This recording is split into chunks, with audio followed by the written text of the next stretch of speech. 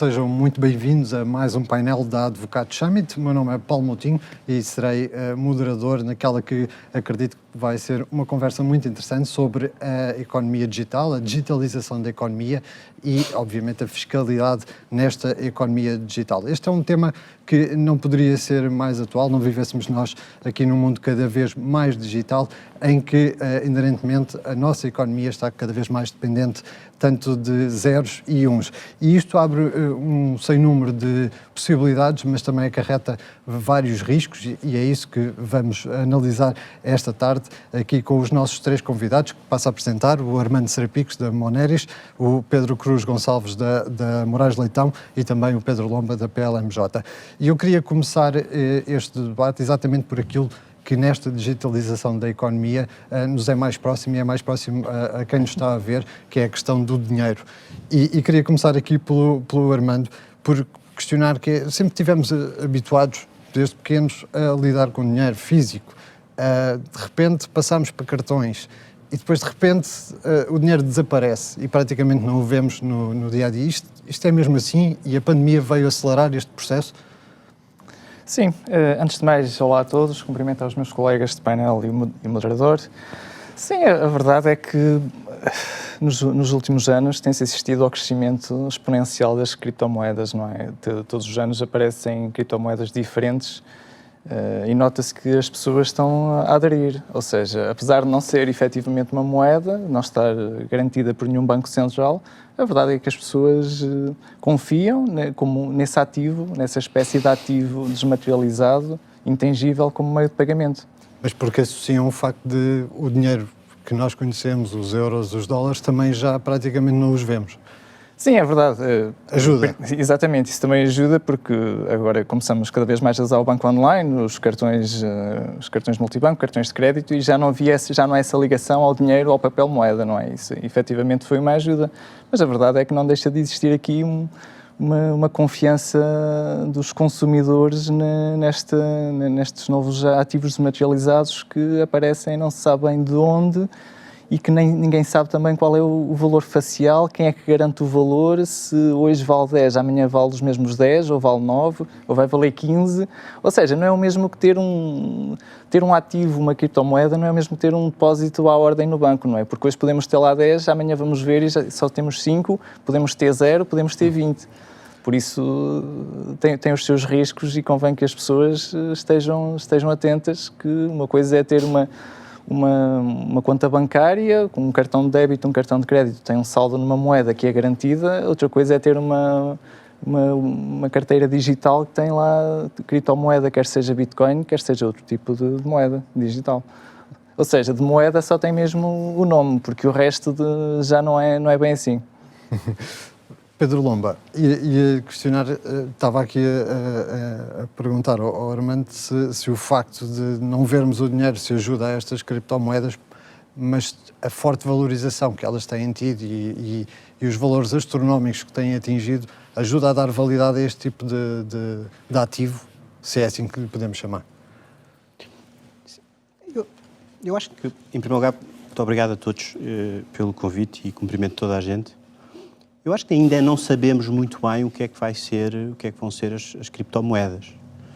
E, na verdade, nós temos assistido nos últimos tempos a um conjunto de debates públicos. Vimos agora o que aconteceu quando o Elon Musk prestou aquelas declarações, o impacto que aquilo teve.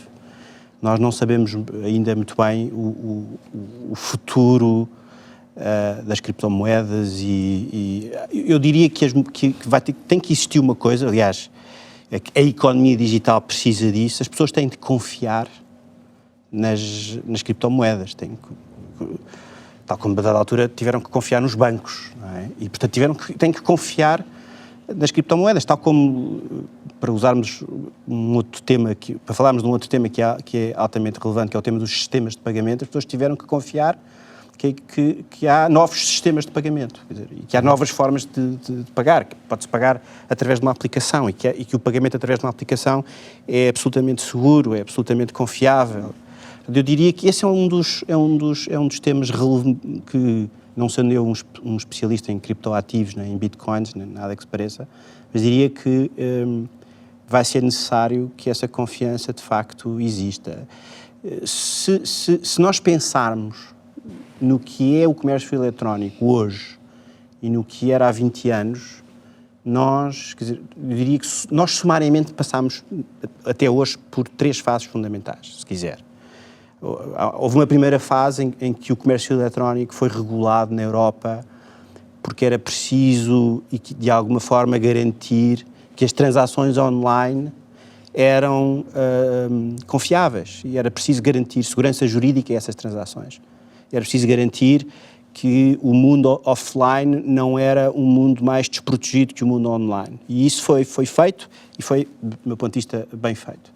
Depois passámos por uma segunda fase, que é uma segunda fase em que começámos a perceber que há aqui problemas específicos. Há aqui problemas na economia digital, nas transações online, nos conteúdos digitais, nas transações cross-border. Há um conjunto de temas específicos que têm que ser regulados e os consumidores têm que ser protegidos, e há outro tipo de questões que têm que ser protegidas. Pensem, por exemplo, no tema do bloqueio geográfico injustificado para garantir que uma pessoa, por exemplo, que quer aceder a um site italiano de uma loja de vestuário, não é restringida e consegue comparar o preço do mesmo site em Portugal e em Itália e não tem aí uma proibição geográfica injustificada. E agora, acho eu, estamos a passar por uma nova fase, que é aí que entra o tema das criptomoedas, que é uma fase em que, de repente, o mundo offline é o único que existe. Quer dizer, nós falávamos ontem dos supermercados virtuais. Quer dizer, a partir do momento que eu tenho, quer dizer, que eu interajo com um supermercado virtual, quer dizer, eu posso só ver uma pessoa quando o bem é entregue. E se nós passarmos por um momento em que os bens são entregues por drones, por exemplo, que é uma possibilidade real, eu posso perfeitamente fazer a minha vida e não ver uma única pessoa. Portanto, entramos numa esfera completamente desmaterializada, de smart shopping, de contratação automatizada, e eu posso não ver ninguém, literalmente, posso não ver pessoas, quer dizer, e posso, aliás, depois fazer as minhas compras com moeda virtual. A partir desse momento, eu acho que já entramos aqui noutra coisa. Pedro, mas o facto de estarmos a assistir, por exemplo, agora a bancos centrais a lançarem também moedas virtuais, e não é preciso ir muito longe, o próprio BCE quer lançar um euro digital, isto dá a validade e traz essa confiança de que está a falar às pessoas, a todos nós. Sim, exato. Isso não tenho dúvidas que a partir do momento que os bancos centrais,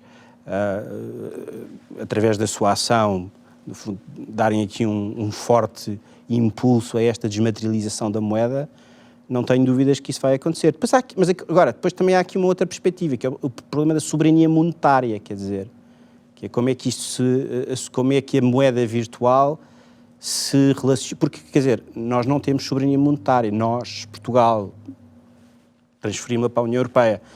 Mas a União Europeia tem essa soberania, é bom que tenha.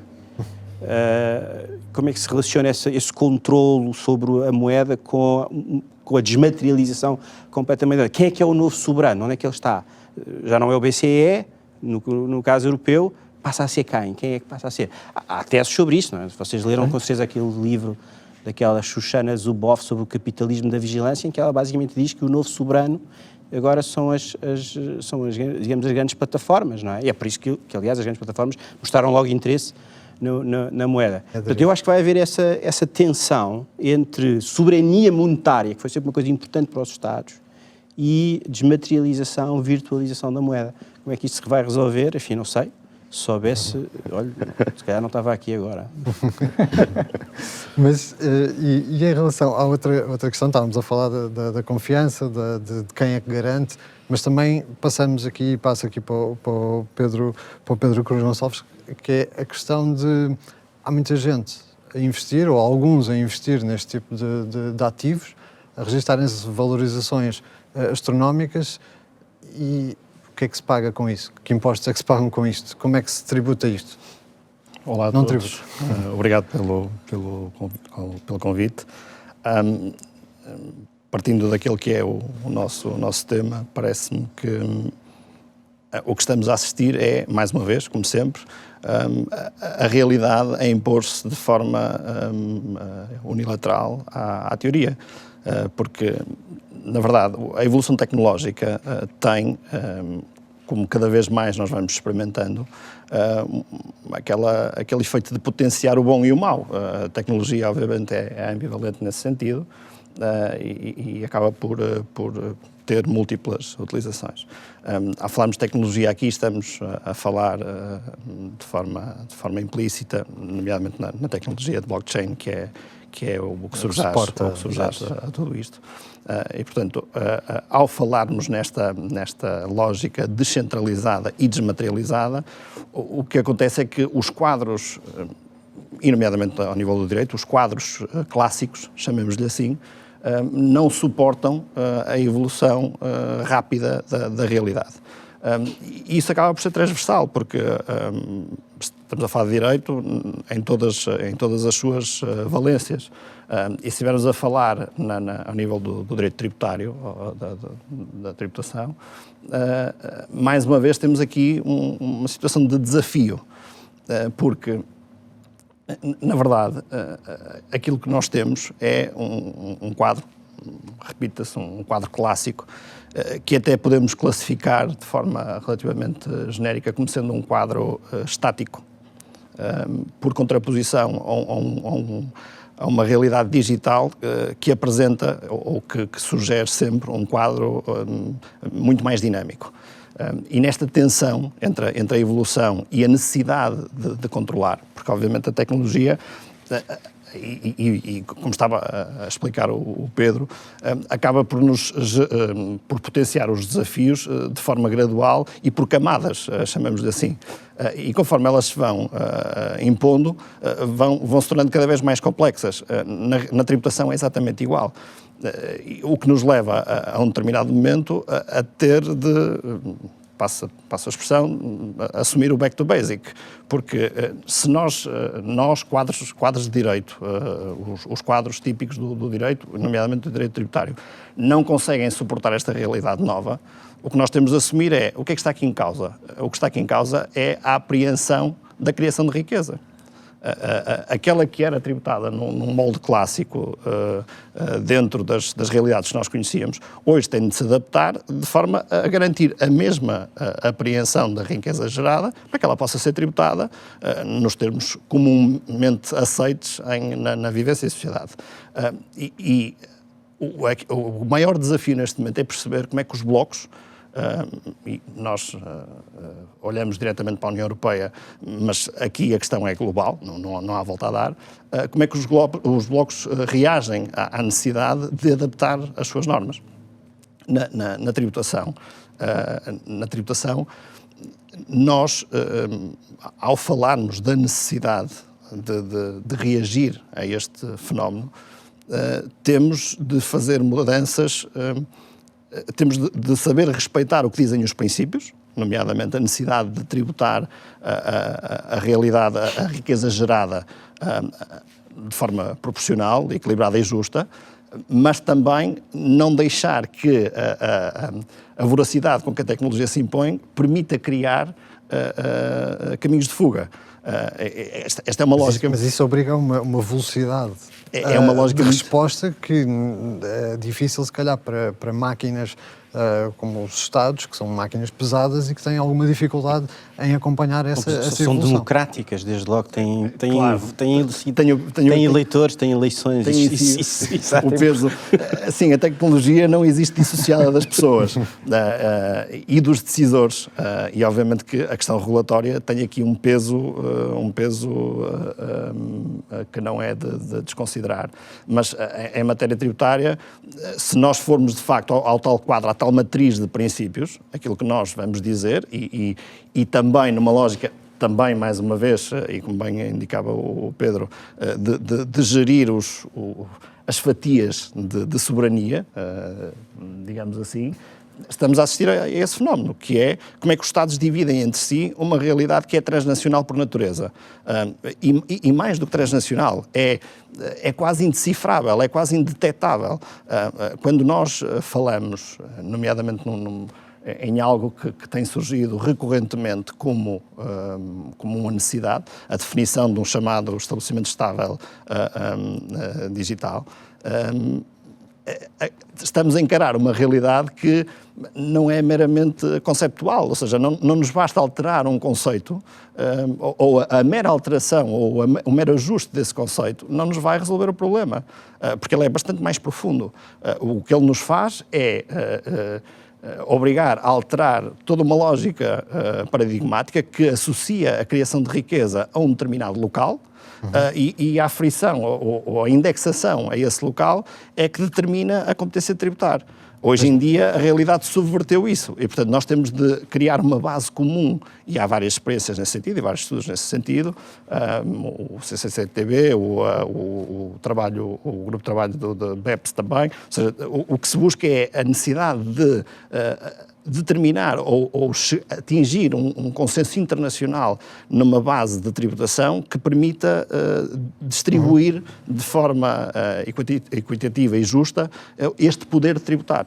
Mas já lá vamos à parte mais empresarial que neste momento está a ter desenvolvimentos, mas queria perguntar, e aproveitava aqui o Armando, que é, depois de falarmos de tudo isto, faz sentido, por exemplo, Portugal avançar com uma tributação só por si, a tributação de mais-valias destes criptoativos? Faz sentido agir sozinho? Sim, eu julgo que neste caso faz. Aliás, trata-se da legislação interna prever que, da mesma forma que prevê a tributação de mais-valias com venda de ações ou obrigações ou outros títulos, trata-se de incluir este novo ativo, que tem as suas especificidades no código de IRS, nomeadamente para tributar as pessoas singulares. Ou seja, atualmente uma pessoa singular que vende uma ação vai ser tributada pela diferença entre o preço de compra e o preço de venda, pode gerar uma menos-valia ou uma mais-valia. Com a criptomoeda pode ser feito exatamente a mesma coisa. É claro que atualmente o quadro jurídico não prevê, mas pode perfeitamente ser alterado e da mesma forma que está a tributação da venda de obrigações, então tributa-se também as mais-valias com venda de criptomoeda. Isso era um exemplo, se calhar, no mundo. Criar aqui alguma base sensacional. Exato, mas só prova que a criptomoeda não é bem uma moeda, não é? Porque se fosse só uma moeda era usada para trocar por bens e serviços, que é o que a partir do Banco Central Europeu irá avançar. Ou seja, é desmaterializar e esta moeda tem o mesmo valor, mas é desmaterializada para facilitar aqui as interações e vai ser usada para trocar bens e serviços. A criptomoeda pode ser usada também para trocar por bens ou serviços, mas a partir de determinada altura, julgo que o boom ocorreu porque as pessoas viram que era atrativo a nível de rentabilidade, ou seja, podiam obter ali, em pouco tempo, ter ali a rentabilidade de 5, 10, 15%. Especulativo, não é? Que acaba por ser um pouco exatamente, ou seja, até há quem diga que, bom, isto parece um esquema de pirâmide, quem entra cedo consegue rentabilidades elevadas, quem já for tarde depois já terá que suportar a rentabilidade dos outros e se calhar já não vai ganhar... E tem de estar atento ao Twitter de determinadas personalidades. Exatamente, tem muito poder de influência nas redes sociais. As redes sociais hoje em dia conduzem também os preços destes ativos intangíveis, quer seja NFTs, quer seja criptomoeda. Exatamente. Mas eu acho que não vejo nenhum problema em Portugal avançar para a tributação como alteração. Já se tributa tudo, porque é que não se há de tributar? Porque é que não se há de tributar? Aliás, e se for uma empresa, né? Se for uma pessoa singular, fora de uma atividade, à partida faz uma operação, uma transação hoje, outra amanhã, não será tributada porque não é uma atividade profissional.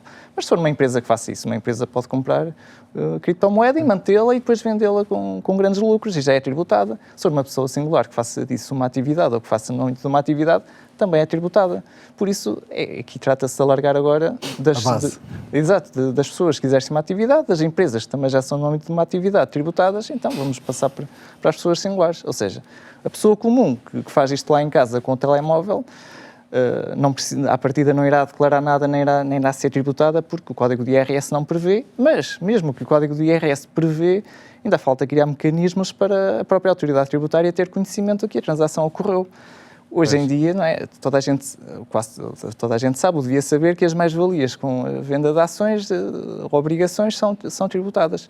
Mas as pessoas ainda se esquecem de declarar, ou seja, tem que ser os mecanismos de troca de informação que enviam os bancos, etc., com a comunicação das transações, para depois a autoridade tributária vir dizer ao contribuinte: não se esqueça de declarar isto, ou esqueceu-se de declarar isto, faça a favor de declarar. Por isso, mesmo montar uma máquina. Exatamente, mesmo que a lei preveja que seja tributado, como isto aqui é feito em plataformas que estão um tanto fora do controle das instituições oficiais, não reportam a ninguém, será que será eficaz não existindo o conhecimento das transações por parte da autoridade tributária portuguesa? Porque aí já fica depois ao critério da pessoa que fez as transações. Bom, eu fiz aqui esta operação, ganhei 30 mil euros. Vou declarar ou não? E se a pessoa sabe, bom, mas isto aqui não é reportado, será que vai declarar? Por isso, apesar da lei prever, para já não prevê, mas se vier a prever, será que isto vai ocorrer? Pronto, por isso também terão que ser desenvolvidos mecanismos para obrigar estas plataformas a reportar as transações que são feitas de acordo com a identificação fiscal da pessoa que faz a transação. Muito bem.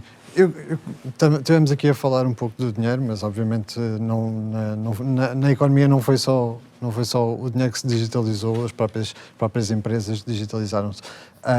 E os negócios, muitos deles estão a fazer esta transição. Eu queria perguntar aqui ao Pedro Lomba, que é, como é que se faz esta transição para muitos negócios, como é que se faz esta transição para esta economia digital? E a pandemia, de alguma forma, acelerou todo este processo? Sim, isso é visível que a pandemia acelerou um processo que já estava em curso. No fundo, não o provocou, mas de facto acelerou e em múltiplos setores, nos serviços, isso de facto tem vindo a acontecer. Os desafios são enormes, não é? Quer dizer, os desafios são enormes. Quando passar e dependem de negócio para negócio, dependem de empresas. Sim, nem todos os negócios conseguem, infelizmente, passar o setor da saúde para o digital é uma coisa, por exemplo. Não é?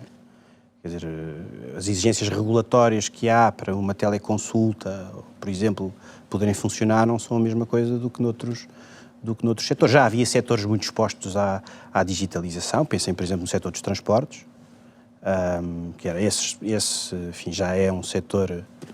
Agora estamos a assistir crescentemente ao setor das entregas, que também se está a digitalizar, e o setor da logística, que também vai acontecer. Mas eu diria, há aqui vários desafios que são enormes, e são desafios que nos obrigam a olhar para a economia digital e pensar, bom, agora a atividade contratual é eletrónica.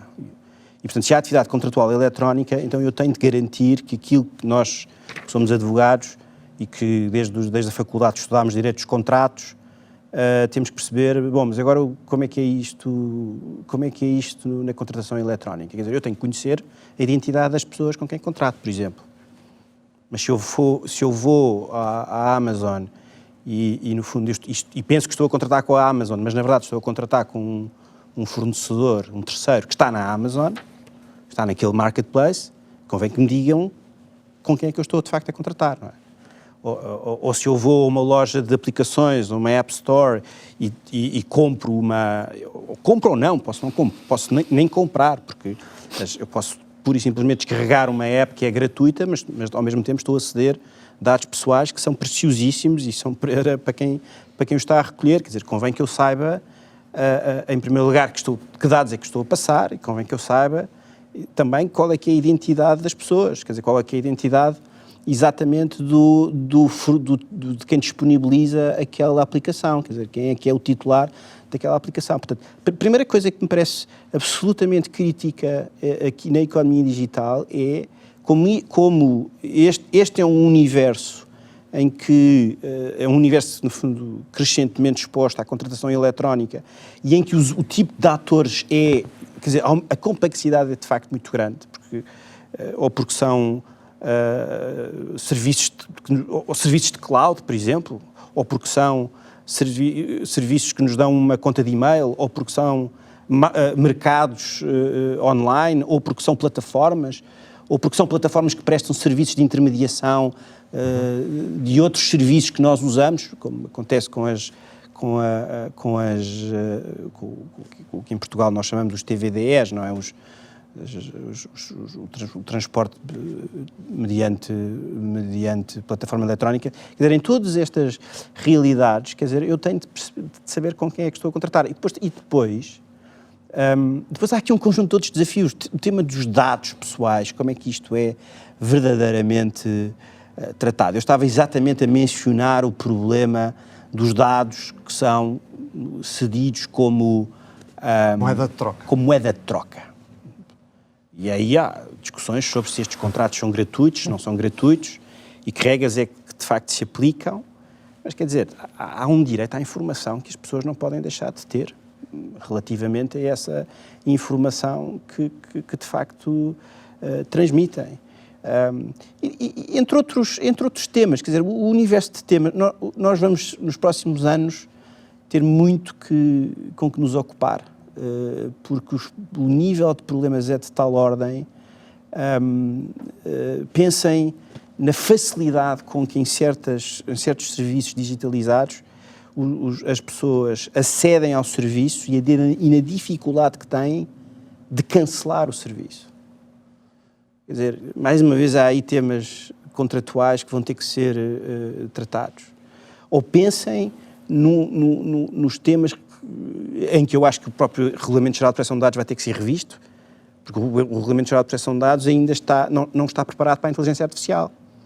Basta ver o que é que lá está sobre tratamento automatizado.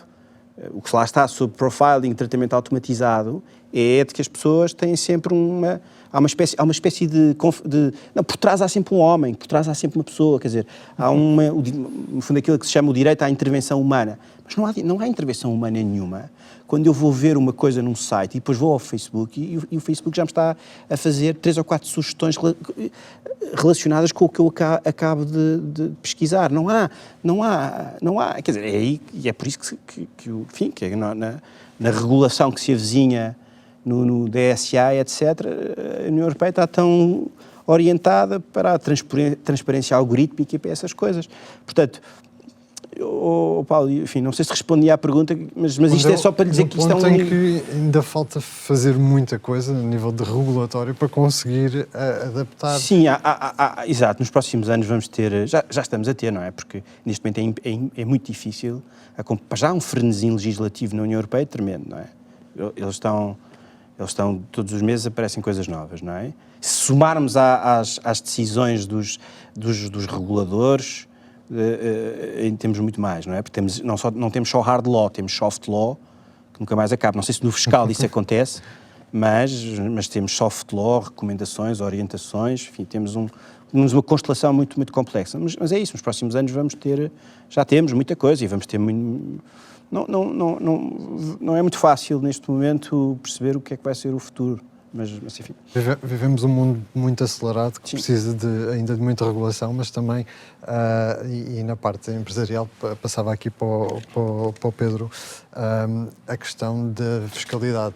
Também é uma área que precisa ainda de muita evolução para conseguir acompanhar estes gigantes e esta digitalização toda. Imensa. Está tudo por fazer ou não? Eu acho que há uma plataforma de boas intenções. Acho que há uma plataforma de boas intenções. Mas é uma base de trabalho. Parece-me à partida, e acho que é fundamental frisar isto, que há uma ligação intrínseca à matéria regulatória, nomeadamente à gestão dos dados, com concretizações práticas.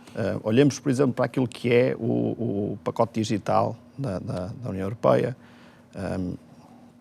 algumas discussões que se começaram a ter, nomeadamente em 2017 na Cimeira de Tallinn, e que acabaram em 2018 por culminar naquilo que se chama pacote de tributação digital, e que assenta essencialmente em dois eixos, que é adaptar a base de tributação, nomeadamente das empresas, a esta realidade digital, e perceber como é que nós chegamos ao propalado interim tax, que é a tributação destas operações digitais, nomeadamente no espaço da União Europeia. Não vamos ser demasiado audaciosos. Já abrimos aqui para o resto do mundo para percebermos. Eu acho que o interpolar vai-nos atirar necessariamente para fora de pé, e tenho apenas uma nota ao que o Armando referiu há pouco,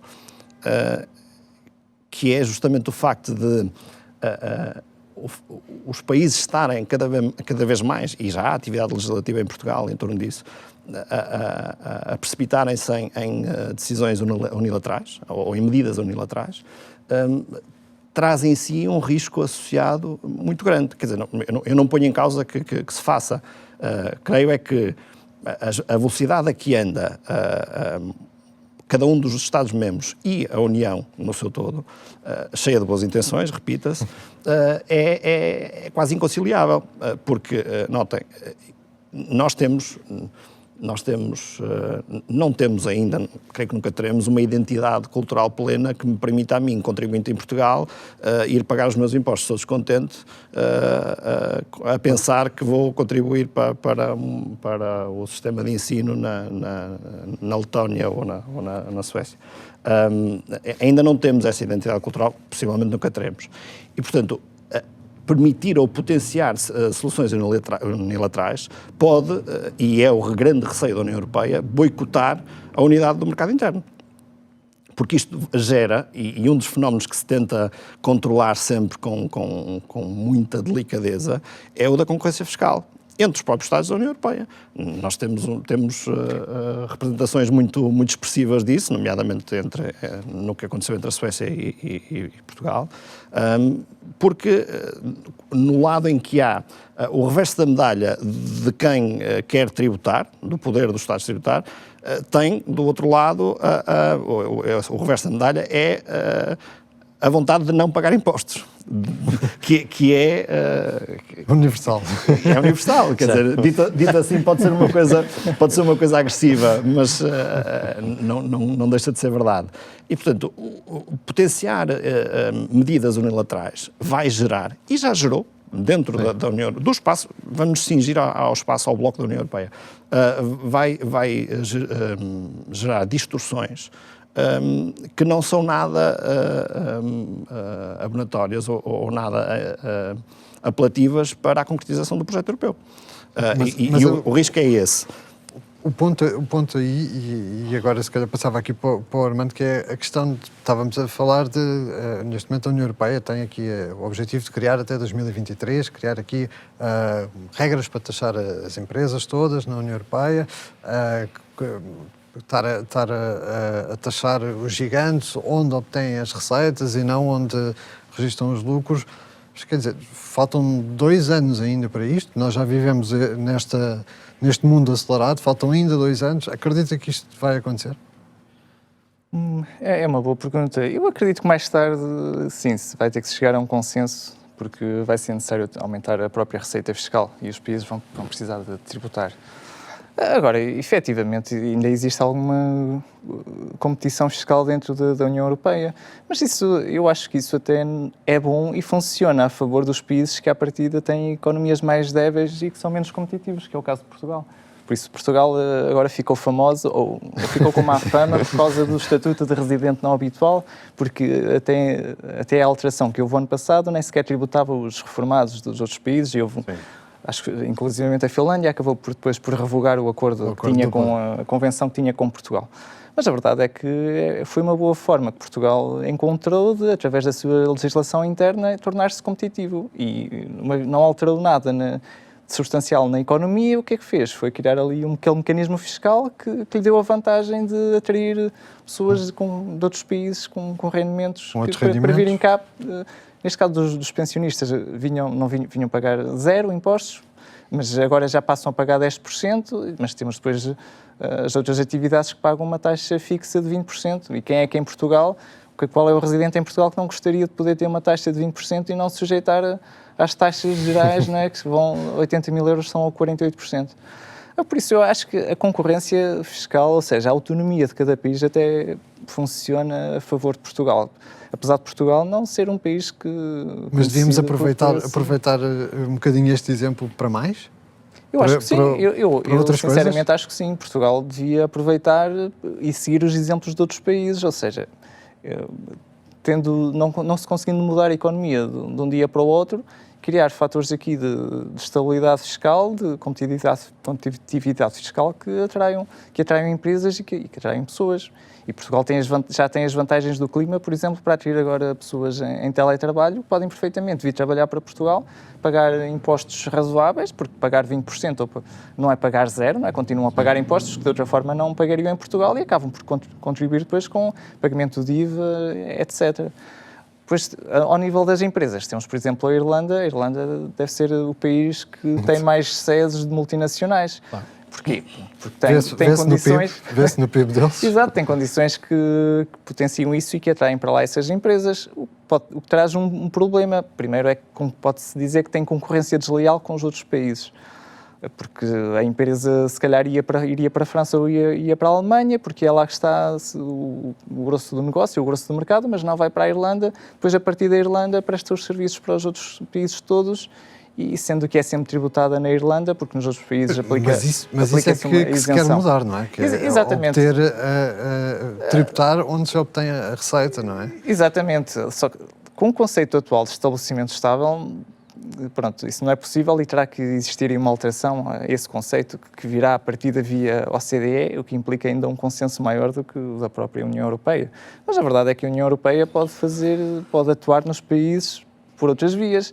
Se a Irlanda concentra mais multinacionais com maior volume de negócios ou com maior receita bruta, então a União Europeia pode muito bem, ok, então temos aqui esta receita fiscal concentrada na Irlanda de multinacionais, vamos redistribuir pelos restantes Estados-membros de alguma forma. E a Irlanda continua a ter lá as sedes das multinacionais, continua a tributar, só que parte dessa receita passa a ser afeta aos outros países. Outra forma mais ambiciosa seria tentar aí uma harmonização fiscal entre os diferentes países e estabelecer a taxa mínima de IRC para toda a União Europeia de 15%. E esse é um ponto em que estamos neste momento. Exato. E a passar aqui a palavra para o Pedro Cruz Gonçalves, que é esta questão que estamos a falar neste momento, de uma taxa de imposto mínima global, que foi ventilada, ou pelo menos que a administração de Biden está a tentar puxar e que se percebe que os países europeus estão a alinhar com esta taxa. Isto faz sentido? Ou no final vamos ter esta taxa mínima e basicamente vamos ancorar a taxa de imposto destas empresas, nomeadamente das gigantes americanas que iremos tributar, neste patamar baixo? Lá está. Vamos... Para dar dois passos, para dar um passo à frente, vamos ter de voltar atrás. Porque a questão, antes de eu saber ou de eu normalizar uma taxa entre todos os Estados-membros, e vamos cingir mais uma vez ao espaço da União Europeia, eu tenho de estabilizar a base sobre a qual é determinado esse imposto. E, portanto, o trabalho que tem sido feito é mais nessa perspectiva a montante de tentar criar uma base equilibrada. Os trabalhos em torno, nomeadamente, do Common Consolidated Corporate Tax Basis, que vem também na sequência dos trabalhos do BEPS, da OCDE, visa justamente isso, visa criar aqui uma plataforma consensual entre os países da União Europeia sobre aquilo que é de tributar, ok?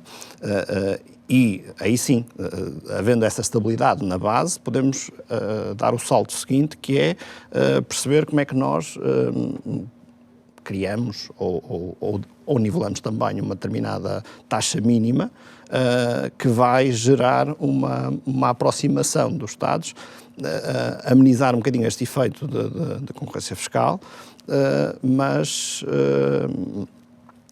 só por si não vai resolver, não vai ser uma panaceia, mas daria alimentaria um dos eixos principais da União Europeia, que é o da coesão. E esta lógica de transparência no chamado critério de arm's length, que é tratar as operações similares de forma idêntica e, portanto, permitir que isso seja algo uniforme dentro do bloco da União Europeia teria, não tenho dúvidas nenhumas disso, um efeito muito potenciador, muito grande da própria economia da União. Sobre isto, nós estamos aqui a falar da tecnologia e da forma como a realidade se vai impondo. O Pedro há pouco estava a falar da sensibilidade da questão dos dados. Isto tem concretizações práticas extremamente delicadas.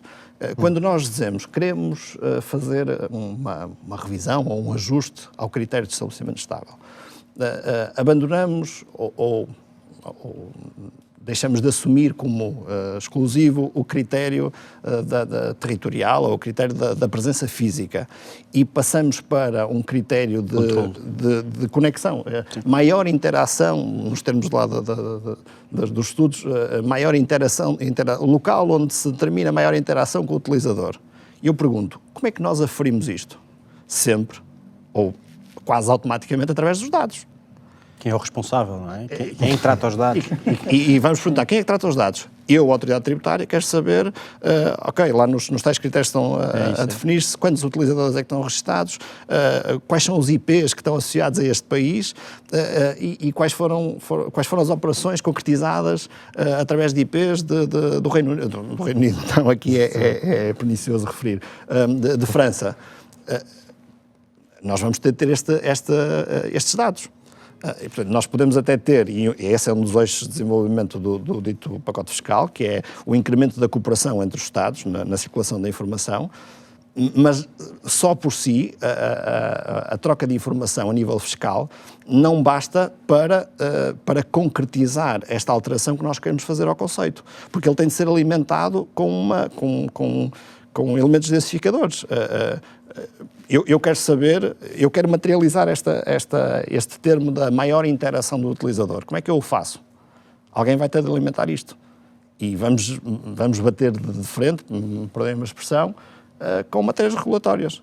E lá está, mais uma vez, voltamos à necessidade de que a base, a priori, esteja definida em matérias regulatórias, em matérias de determinação da base tributável, mesmo em matérias de direito mais amplas, como as questões contratuais, e aquilo que nós estamos a procurar de forma bastante auspiciosa, isso parece-me, é uma integração, além da integração económica e financeira, estamos a procurar uma integração jurídica e jurídico-fiscal do espaço da União Europeia. Teremos aqui muito trabalho, certamente, para fazer. Estamos daqui a uns anos a falar disso. Há uma coisa que é, não existe apenas competição fiscal, existe competição regulatória. Claro. E essa competição regulatória não é apenas entre os Estados da União Europeia, é uma competição global, uma competição de blocos. Por exemplo, uma das coisas que se discute é se o Regulamento Geral de Proteção de Dados é ou não entrava à inovação na Europa. É uma coisa que se discute. O primeiro princípio deveria ser a liberdade de circulação de informação, liberdade de circulação dos dados, até no contexto entre grupos empresariais ou entre empresas, quer dizer, a informação circular, os dados circularem, isso não acontece com o Regulamento Geral de Proteção de Dados, como sabemos, porque há um conjunto de regras e de práticas que têm que ser cumpridas. Tem que se encontrar aqui um equilíbrio entre inovação, livre circulação, proteção da privacidade. Nós temos que encontrar aqui um equilíbrio entre isto. Outro exemplo, em que o tema da competição me parece importante. Nós agora aprovamos no Parlamento uma lei, que é aquela lei dos direitos digitais. Ninguém falou sobre essa lei. Aparece a lei, quer dizer, os portugueses apresentam aquilo como, bom, os portugueses, isto tem o significado equivalente à abolição da pena de morte, não é? Somos o primeiro país a ter uma carta de direitos digitais. Ninguém pensa, mas isto é bom ou mau? Quer dizer, eu agora trazer um conjunto, dizer que há um conjunto de direitos às pessoas, que eu diria, bom, isto até é bom. São direitos. São mais direitos, até é bom. Quem é que não quer mais direitos? Mas as coisas não são necessariamente assim. Porque se eu, de facto, lá tiver elementos que, do ponto de vista desta competição regulatória, são más para a nossa posição no espaço económico, político onde nós estamos. Quer dizer, ninguém pensa nisso. Quer dizer, ninguém pensa que se eu puser lá um direito a que as pessoas...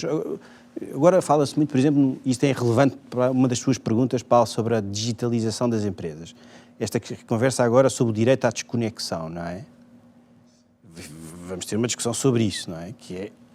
Nós temos que pensar sobre isso, não é? Quer dizer, agora vamos pôr isso numa carta de direitos digitais. Então significa, a partir das 8 da noite, toda a gente desliga, quer dizer, E se eu precisar de falar com um colega meu, ele está literalmente desligado, está desligado, está desconectado, etc. Quer dizer, eu não estou a dizer que isto é mau ou que é bom. O que eu estou a dizer é que qualquer peça legislativa que seja introduzida tem impacto. Na competição regulatória. E, portanto, e isto tem que ser verdadeiramente pensado. Os irlandeses são extraordinários, têm sido extraordinários, não? Entre outras coisas, porque não inventam. Não inventam. Quer dizer, e há outros países que inventam, e acho que não sei se isso é necessariamente bom, acho que é uma... As propostas sobre o teletrabalho que estão em discussão já falam sobre os direitos a desligar e quando é que o trabalhador não pode ser contactado, etc. Armando, mas essa é uma discussão... É isso, exatamente. Isso está no livro verde, não é? Exatamente. Está no livro verde. Deixa-me só dar uma nota muito breve em relação a esta Carta dos Direitos Humanos, na era dos direitos digital, exato. que o Pedro está a referir. É também ela em si um repositório de boas intenções, mas que pode ter um efeito altamente inibidor. Exato. Temos concretizações práticas. Refere-se lá, uma das coisas que se refere é o direito a controlar basicamente a geolocalização abusiva. Como é que nós concretizamos isto quando o poder de controlar isto está claramente fora das mãos do Estado português? Nós estamos a criar um direito que não é concretizável.